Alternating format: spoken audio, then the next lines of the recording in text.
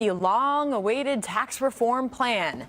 GOP lawmakers huddling behind closed doors right now ahead of the big unveiling. Welcome to a brand new hour of America's Newsroom, everybody. I'm Sandra Smith, and I'm a dollar richer, by the way. Yeah, you are.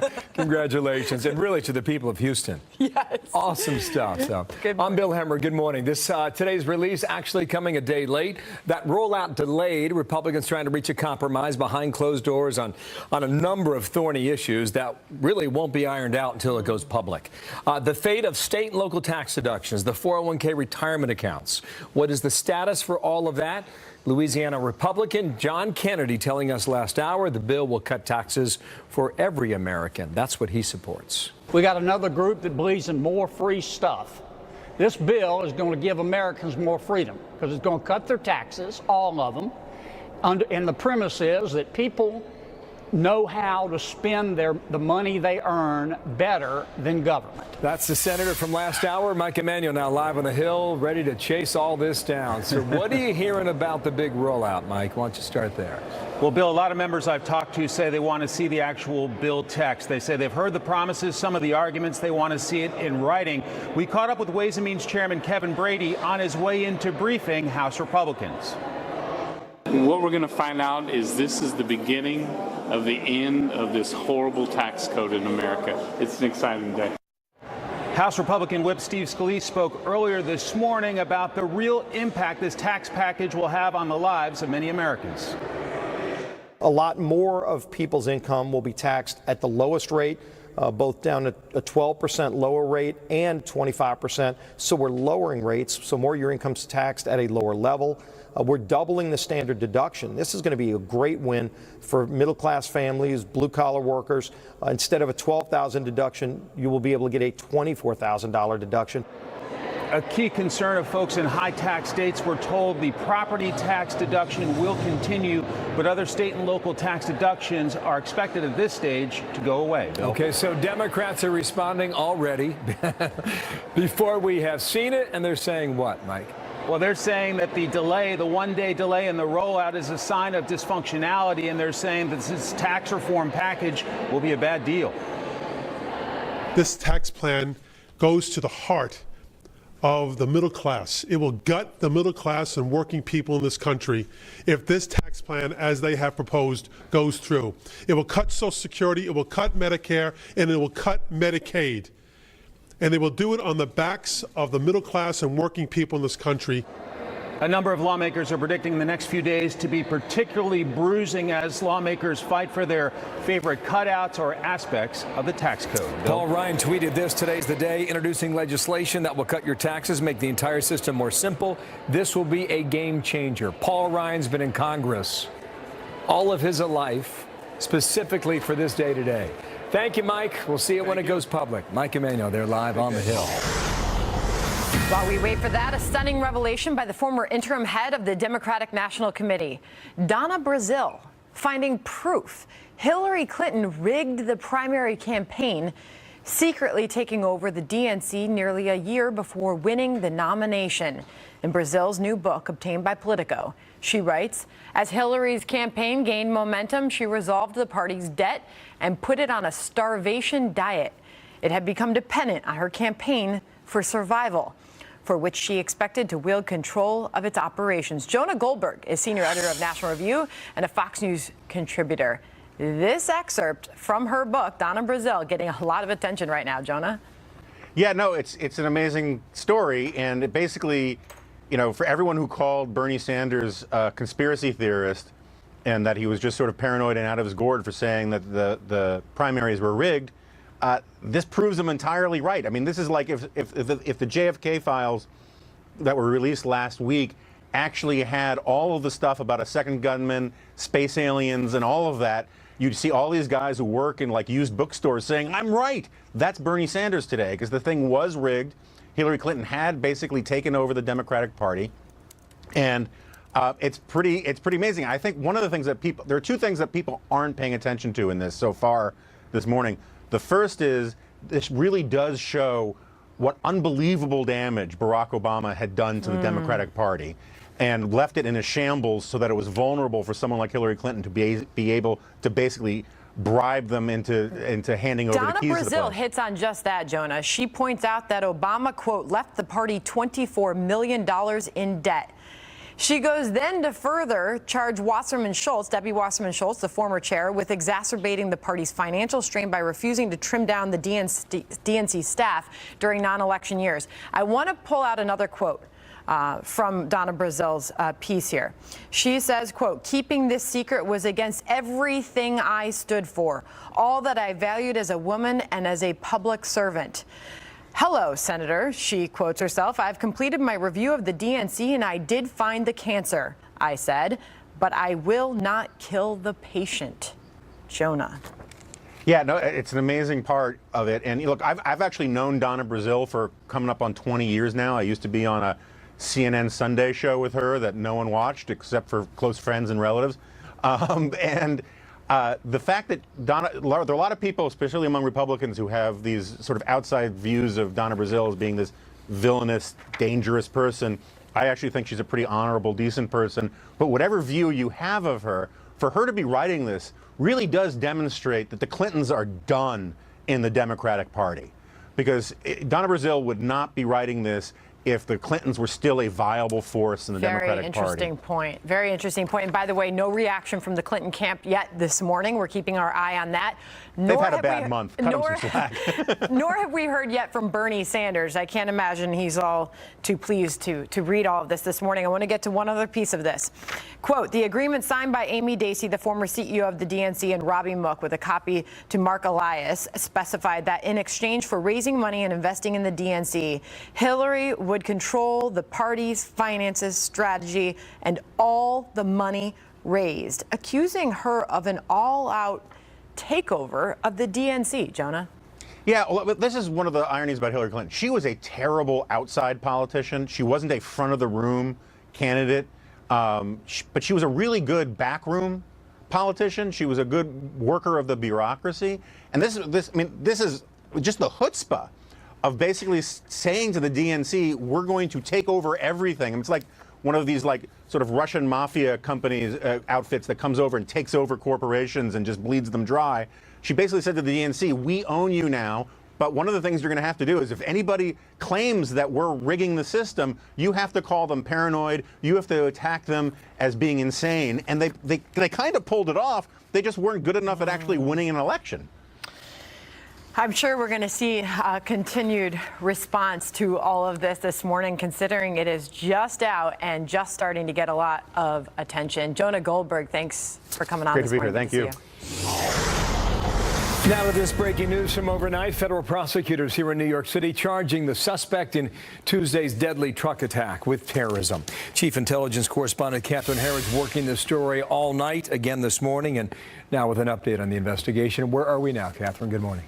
Well, thank you, Bill, and good morning. This 10-page criminal complaint shows significant premeditation and that the suspect in this case began planning the attack 2 months ago and significantly on October 22nd rented a truck for a dry run to practice the turns and maneuvers he would use to deadly effect on Tuesday.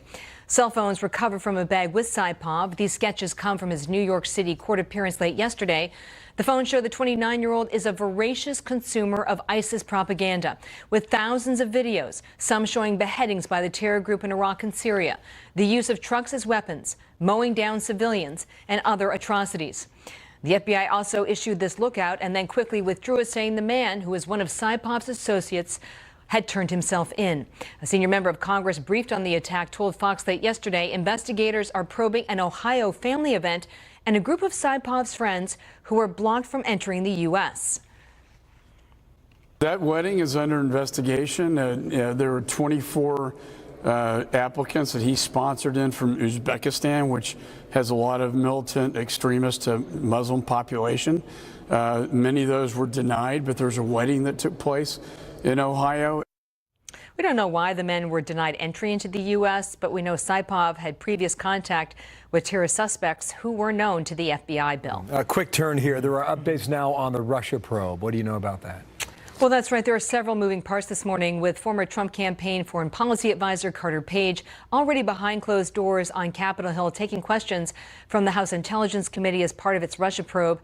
Page previously denied to Fox News allegations that he coordinated or worked with Russian interests during the campaign. The same committee will also hear today from a businessman with deep ties to Russia who attended the June 2016 Trump Tower meeting. That meeting, of course, is also the focus for the special counsel. And a short time from now in the district court here in Washington, not far from the Fox Bureau, former campaign chairman Paul Manafort and his business partner Rick Gates have a status hearing in their case and an opportunity to challenge the terms. A judge set bond at $10 million for Manafort and $5 million for Gates, in addition to home confinement. Those close to the men call the indictment overreach and the allegations way beyond the scope of Russia's interference in the 2016 election bill. Catherine Hammerich, thank you. Watching all that. Busy day there in Washington. Back to the terror attack here in New York. It's been reported that one of these many videos that was on one of his phones is al-Baghdadi challenging Muslims all over the world to strike out where they live. And that seems to be the particular video that most incited him. Yeah. All right. We've got breaking news for you coming in. That deadly shooting in Colorado.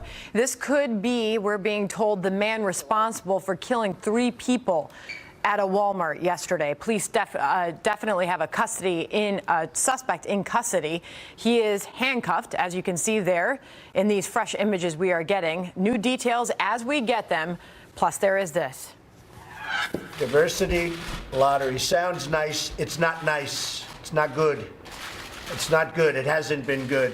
We've been against it. So President Trump making his position very clear. The New York City terror suspect entered the U.S. on one of those so-called diversity visas. Is it time to get rid of this program for good? We'll have a closer look at that. And the CIA releasing thousands of documents seized in the raid on Osama bin Laden's hideout. We'll speak with one of the creators of the CIA's interrogation program about what this trove of documents is telling us. At least now we will have the vast majority of these documents available for scholars, for counterterrorism experts all around the world to take a look at and have a better understanding of the historical threat to the United States. In that 2011 raid on Osama bin Laden's Pakistan compound, the agency says many of them contain evidence of bin Laden's day-to-day involvement in al-Qaeda operations right up until the end. Among the documents being released, bin Laden's 228-page personal journal, 18,000 document files, 79,000 audio files, a blooper reel of bin Laden's speeches, and even al-Qaeda home videos. Dr. James Mitchell is the author of Enhanced Interrogation. He developed that program for the CIA. What are we learning, Dr. Mitchell? What is being revealed in these documents and videos? Well, it actually is a treasure trove, and the men who risked their lives to get it did the country a great service. To get it did the country a great service. We got a picture of Hamza, his son, who is popping up on the screen, and we didn't have an adult photo of him. Helps us find him, kill him. We also got a great deal of information about their interactions with Iran. They were much more in bed with Iran than we would have thought, to the point that they were providing training and explosives and money and safe passage. Also, some information about their involvement with Iraq, Zarqawi's development of ISIS in that, and I think probably most importantly, a lot of information about the cohesion of these terror groups around the world and who and where and what is working with them to give them that cohesion. It's a fantastic find. Dr. Mitchell, I want to share with you the statement from the CIA as these documents were being released, saying, quote, the materials provide insights into the origins of fixtures that exist today between al-Qaeda and ISIS, as well as strategic, doctrinal, and religious disagreements within al-Qaeda and its allies. I think we all want to know, what are we going to learn from this? Well, one of the things about their motive, yeah. Well, the big fight between Zarqawi and UBL was about what ISIS has become. Zarqawi was more like ISIS, and he wanted to slaughter everyone who wasn't his version, didn't subscribe to his version of Islam. UBL said, no, you're going to turn people against us. We have to be nice to those people. We need to focus our attack on the United States.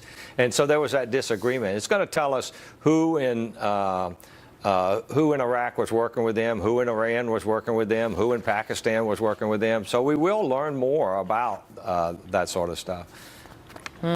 Dr. Mitchell, I want to draw upon your experience with interrogations to ask you about the current suspect in Tuesday's terrorist attack.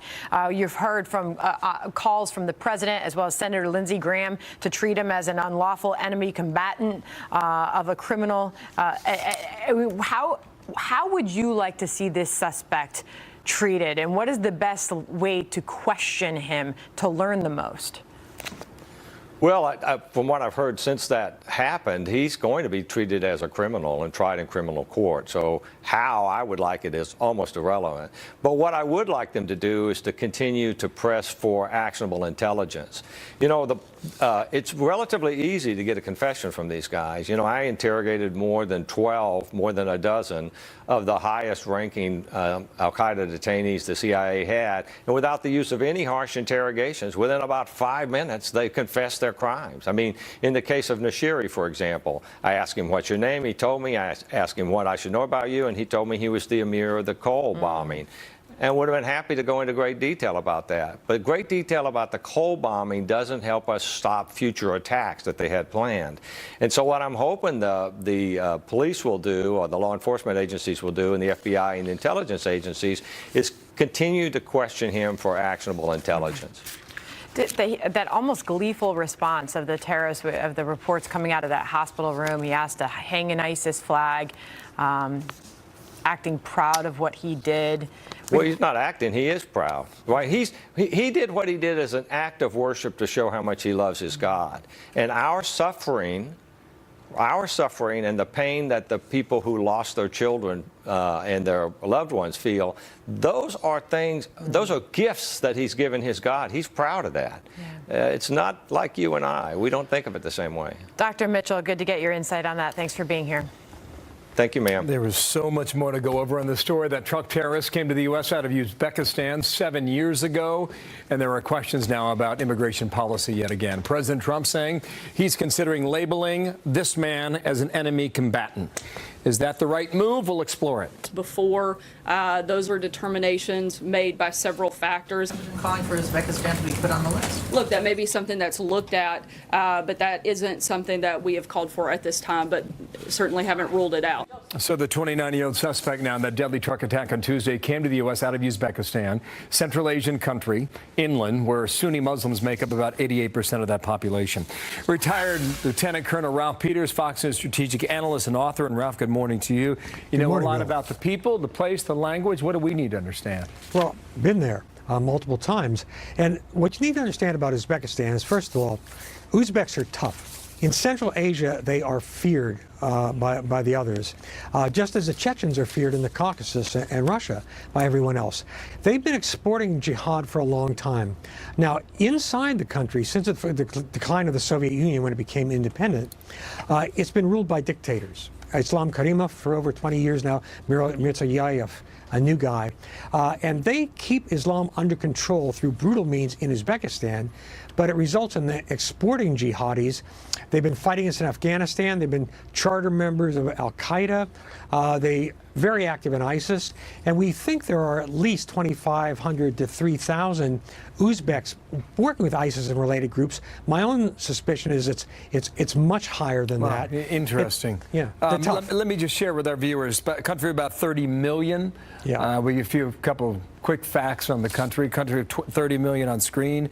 88% of the population is Muslim, mostly Sunni, as I mentioned a moment ago. We're suggesting no exact data on the number of Uzbeks who have joined ISIS. You think 2,500 plus? Yeah, I think at least 3,000. I think it's probably higher still. But let's say, to put it in perspective, 3,000 jihadis from Uzbekistan, that would be like over 30,000 jihadis from the United States. It's a significant number. And Uzbekistan, while thanks to the dictatorship, it's a safe place to visit and it's fascinating, nonetheless, it's going to keep generating jihadis. And what amazed me, Bill, about this whole flap about the utterly insane diversity visa program, people are saying, well, it's not the fault of the program because he was radicalized here. This guy He fit the profile exactly of who is radicalized. Young, unskilled Muslim males. That's what Europe's problem is. That's what our problem largely has been. And so this was crazy to let this guy into the country. Well, on that point here, the vetting process, Mike McCall, chair of the Homeland Security Committee, was talking about that, said the following from the Hill. I think the latest that we have found out is this individual came into the United States in 2010 from Uzbekistan. The vetting process was not nearly as good as it is today. I think most disturbing fact is that he apparently had associations with known terror subjects in the United States. Under FBI investigation. That's what police here in New York are saying. The connectivity is something they're still exploring. But there was one thing that came out yesterday that suggested those who are radicalized in Uzbekistan happens largely after they leave the country. Now, you take issue with that. Why? Yeah, well, if you're talking about people coming to the United States or Western Europe, that's just a small number. Yeah, they are radicalized when they leave because these young, unskilled Muslim males from relatively backward societies have real psychological and practical trouble integrating in Western societies.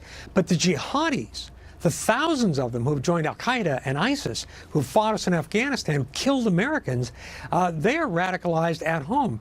Uzbekistan, the heart of Central Asia, has a long tradition historically of being absolutely brutal and following a very oppressive form of Sunni Islam. Than the Tajiks or Shia, it's a little different. But in the Middle Ages, by the way, Uzbekistan, Samarkand, Bukhara, these were the enlightened cities. Omar Khayyam, a jug of wine and thou. But in the last several centuries, they turned inward, they decayed, degenerated, and by the time of the Russian conquest of Uzbekistan in the 19th century, they were the most brutal Islamist and Islamic regimes on earth. Wow. Ralph Peters, appreciate your knowledge. Great history there. Thank you, Colonel. We'll talk soon. Thank you. You bet. Breaking news on that deadly Walmart shooting. Just in, Fox News has confirmed police have captured their target. He has been taken into custody. We are live at the scene next. Also, we are learning new details about the 8 victims who were killed in Lower Manhattan and now how their families are remembering their loved ones today. His cell phone went dead, and his office phone, he didn't answer. And then around 5 o'clock, he normally calls and, asks me what he wanted for dinner. And, we just realized as longer the night went on, he wasn't coming home anymore. Republicans, the tax plan will be out about 90 minutes from now. There are details that have leaked so far. This is what we gather from our producer, Chad Pergram. Technically, 5 brackets of 0, 12, 25, and 35. The high earners, 39.6, will stay in place as of now. Standard deduction, 6,350 goes to 12,000. 12,007 for married couples goes to 24,000. Expands the child tax credit, $1,000 to $1,600 for parents. Credit of $300 for each child and non-child dependent. Okay. The mortgage home interest deduction will be maintained for new homes up to $500,000. People will be able to write off the cost of state and property deductions, state and local property deductions, up to $10,000. And as Chad says, this will be a controversial item, so we'll see where that goes. You can still maintain your savings option, the 401k. That's a big deal. AMT, alternative minimum tax, is repealed. The death tax is repealed after 6 years. So some of these details now bleeding out, as we say, on the Republican plan on the Hill. So stay tuned. A lot of debate coming up. So far, stock market's not totally pleased with what they're hearing. It did sell off just a little bit on what you just said. All right, we'll keep watching it for everybody. The manhunt for a suspected killer in Colorado is now over. Police arresting the man they believe walked into a Denver area Walmart last night, opened fire and killed 3 people. The suspected shooter escaped, sparking a manhunt that came to an end only a few minutes ago. Alicia Cunha is live from Thornton, Colorado with the latest. Alicia? Hi, Sandra. Yes, this was a nationwide manhunt that began last night at about 6:15 p.m. Mountain Time, ended 14 hours later in about a 20 minutes drive from where I'm standing. According to Thornton police, Thornton is a suburb of Denver.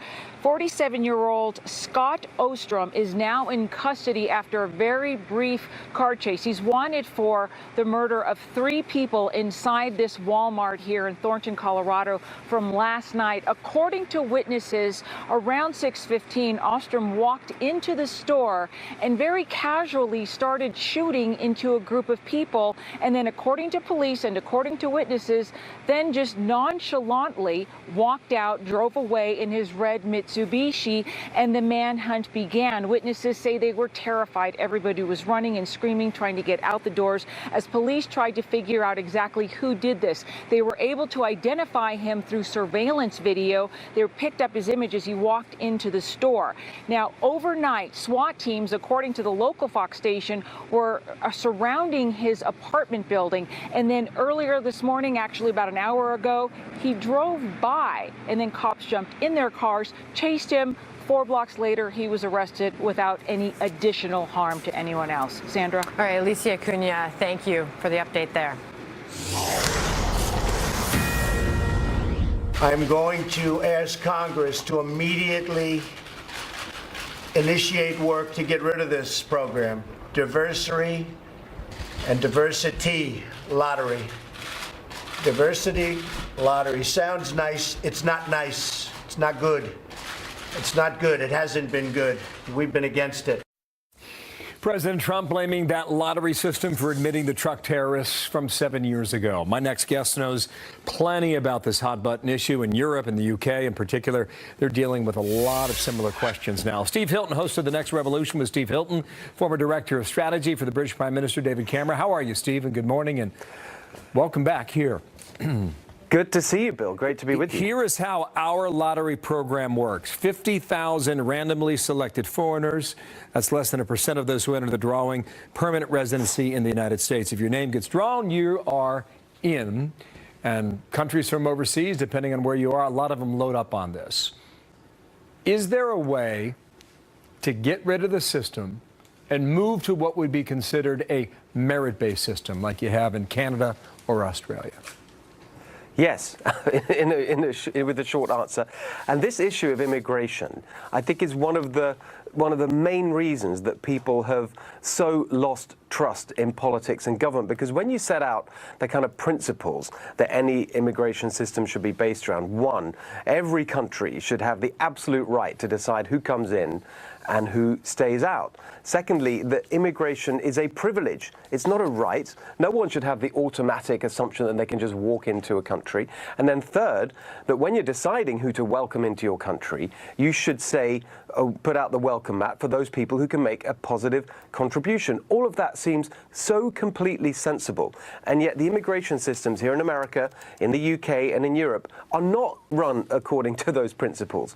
And this is what people can't understand. Why can't we put in place the sensible reform that we need? Now, what you've got going on now in the debate, not just as a result of the terrible attack the other day, but actually before that, even on our show, we had Senator David Perdue, who with Tom Cotton has written a bill that puts in place that kind of sensible control of immigration. And I really hope that that gets back on the agenda, because it's what we need. Yeah. As you're talking there, we're watching a speech here in New York from the Attorney General, Jeff Sessions. He's in lockstep with the president on this, repeating some of the similar ideas, and said this a moment ago. The plan would switch us to a merit-based immigration system. He would abolish the diversity visa lottery, replace something I have advocated for over a decade, which I think makes no sense, and to replace it with a point-based system like is used in Canada and Australia. This is the best way to ensure our system is benefiting America. It seems this administration would change it if they could. Do you think they can? Yes, because I do think that there is support for it. And I think one of the crucial steps, actually you had Senator Ron Johnson on earlier, And what he said was really important, which is let's stop hunting for this massive, comprehensive immigration reform that fixes everything at once. And let's just take pieces of the system and fix it where we can get agreement. And it seems to me that there is agreement to get rid of this diversity lottery. It is ridiculous. It makes no sense at all. Democrats were against it when immigration reform came up a few years ago. And so let's just start with that. And that'll give us confidence, and I think, and show people that you can make some progress and make some practical changes that make a difference. Yeah. By the way, it's not going to solve the problem of Islamist terrorism. It's a good thing to do in its own right, and it might help us with the terror threat, but we should do it anyway because it's the right thing to do. Thank you, Steve. Good to have you back. Steve Hilton Great to see you. with us Thank there. you. You bet. We'll see you this weekend. Thanks. New York City police releasing the names of all 8 people killed in Tuesday's terror attack, mowed down with a truck by an ISIS sympathizer. 6 of them terrorists. Only 32 years old, he was out for a relaxing bike ride in between meetings. He worked in Lower Manhattan when that truck, with that terrorist driving it, killed him. And Bill, it was such an emotional interview with the father. He ate dinner with his son. He and his wife ate dinner with their son every night. And they learned about it. They were in the car and they heard on the radio about the attack. And they didn't hear from their son for a few hours. And they started to worry. They were telling about how long it took them to get pregnant. And when he came along, they miracle baby. They considered him a miracle. And we remember him so fondly. And, you know, the father sharing his thoughts with you last night, that was truly touching. It was indeed, and he won't be home for dinner again. But the father was kind to share his story, and he was upset. To the family, our best to you. 19 minutes now before the hour.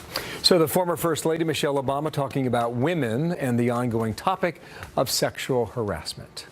Or are we protecting our men too much, so they feel a little entitled and a little, a little self-righteous sometimes?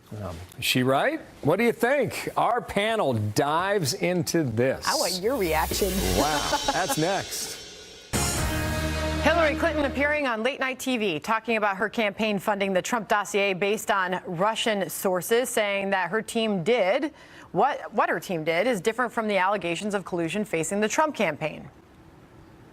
This was research started by a Republican donor during the Republican primary.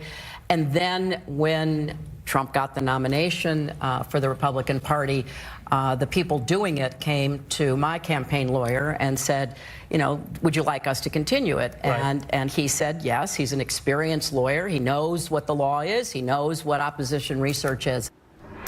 Jessica Tarlov is a Democratic strategist, senior director of research at Bustle.com, and author of the new book, America in the Age of Trump. Charlie Hurt is opinion editor for the Washington Times. Both are Fox News contributors, and both I am so happy to see on this lovely Thursday morning. Hi, Charlie. All right, so Jessica, I'm going to let you have at that one That's first. very kind of you. Thank you.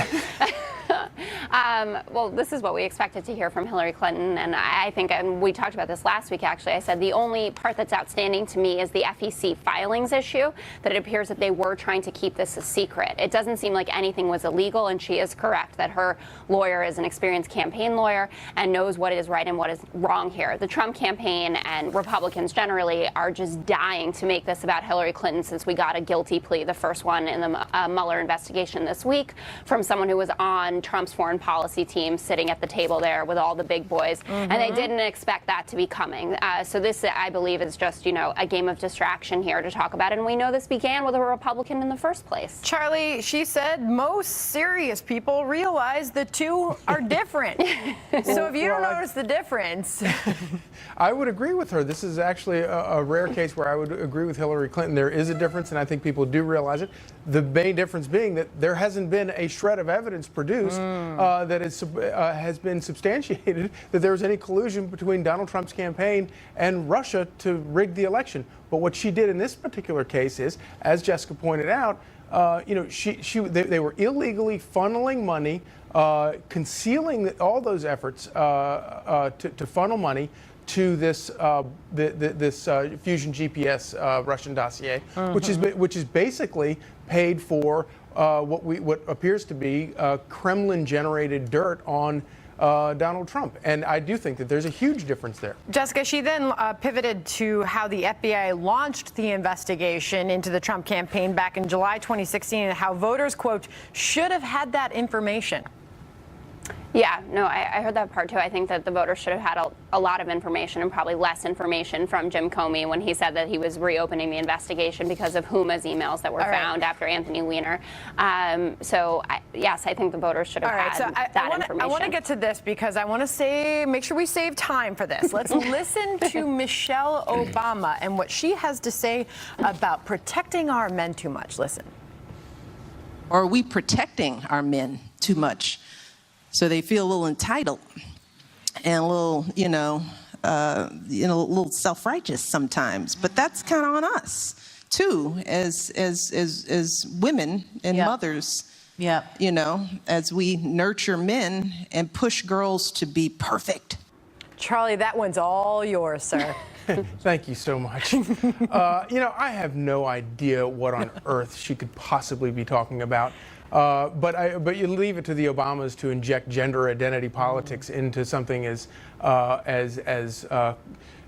intimate as a family trying to raise boys and girls. It's just mind-boggling, and it reminds me what a disappointment the entire Obama presidency was. The potential, Barack Obama in 2008 did not run a campaign on this kind of racial and gender identity politics. He ran on inclusiveness. He ran a very bright, shining, city on a hill kind of campaign, and people responded to that. And then for 8 years, his presidency was devoted to all this divisiveness, all of this nasty politics, and I look at it as a real sad, lost opportunity. Maybe you can help us understand what she meant by this, Jessica. I can. They're a little too entitled, she says, men, and a little self-righteous sometimes.